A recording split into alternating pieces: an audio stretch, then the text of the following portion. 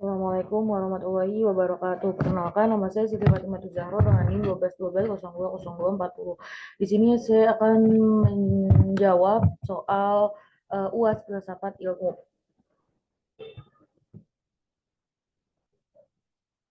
Yang pertama itu adalah tuliskan dan jelaskan 3 aspek penting dalam filsafat ilmu yang saudari ketahui. Yang pertama, dalam filsafat ilmu terdapat beberapa aspek penting yang membentuk landasan dan metodologi penelitian ilmiah. Berikut adalah 3 aspek penting dalam filsafat ilmu yang saya dapat jelaskan. Yang pertama ada epistemologi. Epistemologi adalah Epistemologi adalah teori pengetahuan. Epistemologi adalah cabang filsafat yang mempelajari sifat, sumber, dan batasan pengetahuan manusia. Aspek ini penting dalam filsafat ilmu karena menyangkut pertanyaan-pertanyaan mendasar tentang bagaimana pengetahuan dapat diperoleh, bagaimana membedakan pengetahuan yang benar dan dari yang salah, dan apa yang menjadi dasar kebenaran pengetahuan tersebut. Epistemologi membahas konsep-konsep seperti rasionalitas, empirisme, rasionalisme, verifikasi, dan validitas argumen yang membantu memahami bagaimana pengetahuan ilmiah dikembangkan, diverifikasi, dan diterima. Yang kedua ada metodologi. Metodologi merupakan serangkaian prosedur dan prinsip-prinsip yang digunakan dalam pendidikan ilmiah untuk memperoleh pengaturan yang dapat diandalkan dan objektif. Aspek ini penting karena metode ilmiah membantu menentukan bagaimana ilmuwan merancang penelitian, mengumpulkan data, menganalisis hasil, dan mengambil kesimpulan yang dapat dipertanggungjawabkan. Metodologi ilmiah juga melibatkan penggunaan logika, observasi, eksperimen, pengukuran, dan pengujian hipotesis sebagai alat untuk membangun pengetahuan ilmiah yang teruji. Terus ada realisme ilmiah. Realisme ilmiah adalah pandangan filsafat yang menyatakan bahwa objek dan fenomena yang menjadi fokus ilmu pengetahuan eksis secara independen dari pikiran manusia. Aspek ini penting karena realisme ilmiah mengisyaratkan keyakinan bahwa dunia nyata dapat dipelajari dan dipahami melalui metode ilmiah yang objektif. Realisme ilmiah menekankan bahwa pengetahuan ilmiah bertujuan untuk mencari kebenaran tentang alam semesta dan bukan hanya mengenai persepsi subjektif atau konstruksi sosial. Dalam realisme ilmiah, penelitian berupaya mengungkapkan fenomena dan hukum-hukum alam yang objektif dapat diverifikasi oleh orang lain. Ketiga aspek tersebut yakni epistemologi, metodologi, dan realisme ilmiah saling terkaitan dan saling mempengaruhi dalam membentuk cara kita memahami dan mengembangkan pengetahuan ilmiah. Soal nomor 2 yaitu jelaskan secara sistematik upaya manusia dalam mencari pengetahuan ilmiah. Yang pertama itu upaya manusia dalam mencari pengetahuan ilmiah melibatkan serangkaian langkah yang sistematik dan terarah. Berikut adalah penjelasan mengenai langkah-langkah tersebut. Yang pertama ada observasi, yaitu observasi adalah mencari pengetahuan ilmiah dimulai dengan observasi. Manusia mengamati fenomena di sekitarnya dan mencatat informasi yang mereka peroleh. Observasi dapat dilakukan melalui pengamatan langsung atau menggunakan alat-alat seperti teleskop, mikroskop, atau instrumen ilmiah lainnya. Yang kedua itu ada pertanyaan. Pertanyaan adalah berdasarkan observasi manusia mengembangkan pertanyaan-pertanyaan yang spesifik dan terarah. Pertanyaan ini bertujuan untuk memahami fenomena yang diamati secara lebih mendalam. Yang ketiga itu ada hipotesis. Hipotesis adalah setelah merumuskan pertanyaan, langkah selanjutnya itu adalah merumuskan hipotesis. Hipotesis adalah dugaan sementara atau penjelasan yang didasarkan pada pengetahuan yang ada dan berfungsi sebagai jawaban potensial terhadap pertanyaan yang diajukan. Yang selanjutnya itu ada percobaan dan pengumpulan data. Hipotesis diuji melalui percobaan dan pengumpulan data. Percobaan dirancang untuk menguji kebenaran atau validitas hipotesis tersebut. Data yang diperoleh dari percobaan ini dicatat dan dianalisis. Selanjutnya itu ada analisis data. Analisis data dapat dikumpulkan secara statistik dan diinterpretasikan. Tujuannya adalah untuk mengidentifikasi pola, hubungan, dan kesimpulan yang dapat diambil dari data yang ada. Yang selanjutnya itu ada kesimpulan. Kesimpulan berdasarkan analisis data, kesimpulan dapat ditarik mengenai apakah hipotesis awal didukung atau tidak. Kesimpulan ini dapat memperluas pemahaman kita tentang fenomena yang diamati atau menghasilkan pengetahuan baru. Yang terakhir itu ada publikasi. Publikasi, jika hasil penelitian dianggap signifikan, langkah berikutnya adalah mempublikasikan temuan tersebut dalam jurnal ilmiah atau media lainnya. Publikasi memungkinkan peneliti lain untuk mengakses, mengulangi, dan memverifikasi temuan tersebut. Nomor 3 adalah soalnya tuliskan syarat pengetahuan dapat dikatakan ilmiah. Tuliskan beberapa sarana dalam upaya pengetahuan ilmiah dan beberapa kosana pengetahuan ilmiah. Yang pertama itu ada syarat pengetahuan ilmiah. Syarat pengetahuan ilmiah itu ada objektivitas. Objektivitas pengetahuan ilmiah harus didasarkan pada fakta dan data yang objektif, tidak dipengaruhi oleh emosi atau kepercayaan pribadi. Yang kedua ada verifikasi. Pengetahuan ilmiah harus dapat diverifikasi dan diuji kembali oleh orang lain menggunakan metode ilmiah yang sama. Selanjutnya ada reproduksi. Hasil pengetahuan ilmiah harus dapat diproduksi oleh orang lain dengan penggunaan metode yang sama. Selanjutnya ada sistematik. Pengetahuan ilmiah harus didasarkan pada metode yang sistematis, menggunakan langkah-langkah logis dan metode ilmiah yang teruji. Yang selanjutnya ada generalisasi. Pengetahuan ilmiah harus dapat diterapkan secara umum, tidak hanya berlaku pada kasus khusus tertentu. Yang selanjutnya itu ada berdasarkan bukti. Pengetahuan ilmiah harus didukung oleh bukti-bukti yang kuat, baik berupa data empiris, pengamatan, eksperimen, maupun pemodelan matematis. Yang kedua itu ada sarana dalam upaya pengetahuan ilmiah.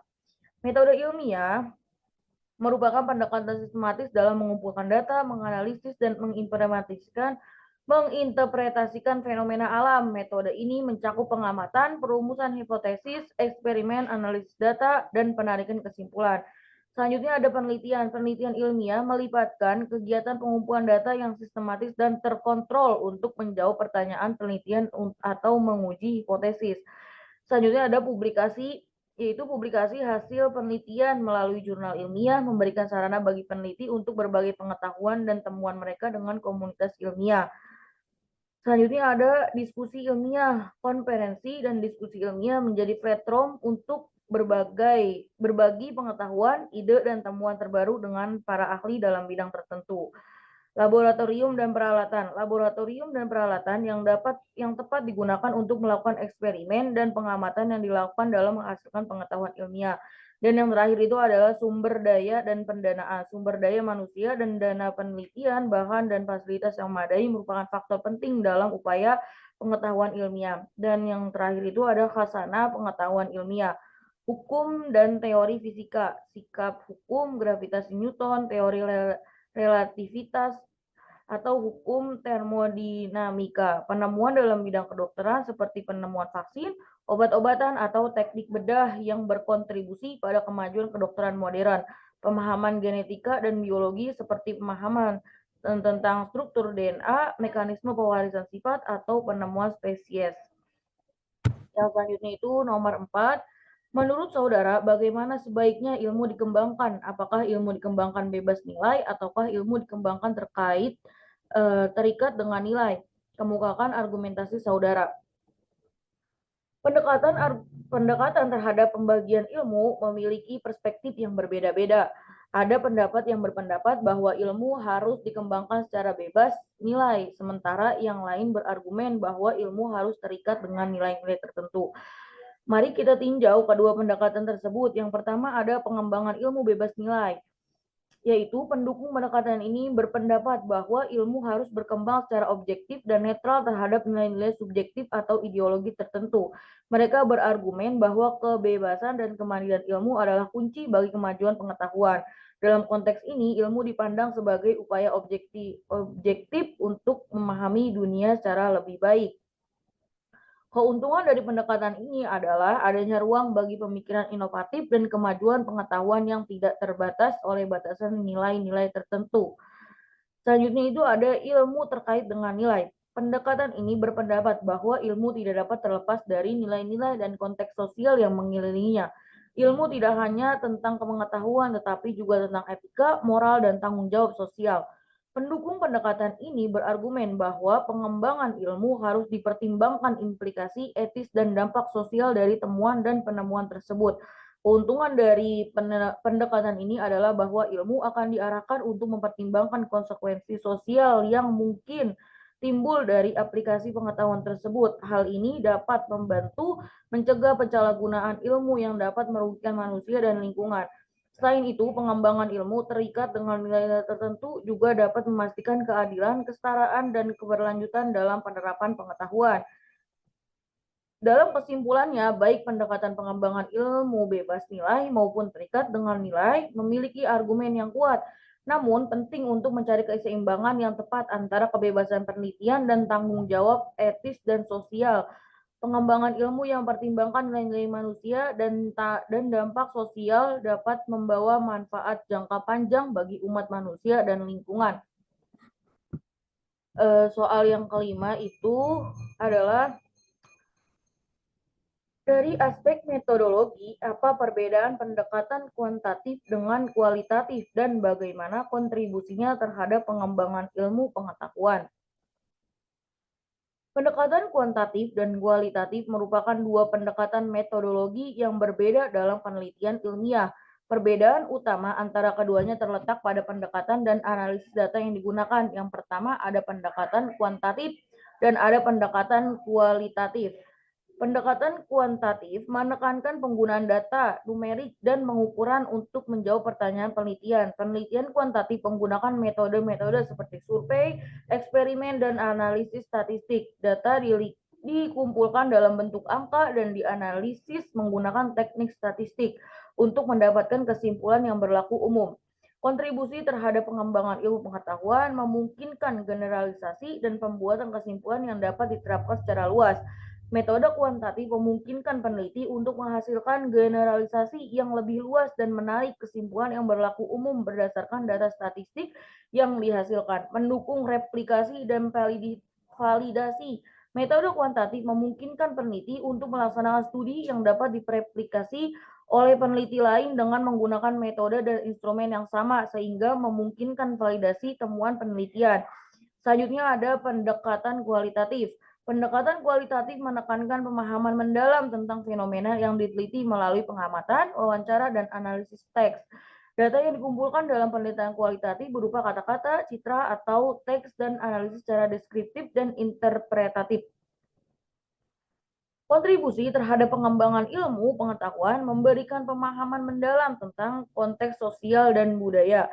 Pendekatan kualitatif memungkinkan peneliti untuk memahami konteks sosial, budaya, dan kompleksitas fenomena yang diteliti dengan baik, sehingga menyediakan pemahaman mendalam yang mungkin tidak dapat ditemukan melalui metode kuantitatif. Menghasilkan metode baru, penelitian kualitatif dapat menghasilkan teori baru atau memperkaya pemahaman tentang fenomena yang belum banyak diketahui dengan fokus pada deskripsi dan interpretasi. Penelitian kualitatif dapat mengungkapkan pola dan tema baru yang tak terlihat sebelumnya. Kedua pendekatan ini saling melengkapi dalam mengembangkan ilmu pengetahuan. Pendekatan kuantitatif memberikan dasar yang kuat untuk menguji hipotesis dan membuat generalisasi, sementara pendekatan kualitatif memberikan wawasan mendalam dan pemahaman kontekstual. Gabungan kedua pendekatan ini yang dikenal sebagai pendekatan campuran dapat memberikan pemahaman yang lebih komprehensif tentang fenomena yang diteliti. Mungkin cukup sekian dari saya. Wabillahi taufiq wal hidayah. Wassalamualaikum warahmatullahi wabarakatuh.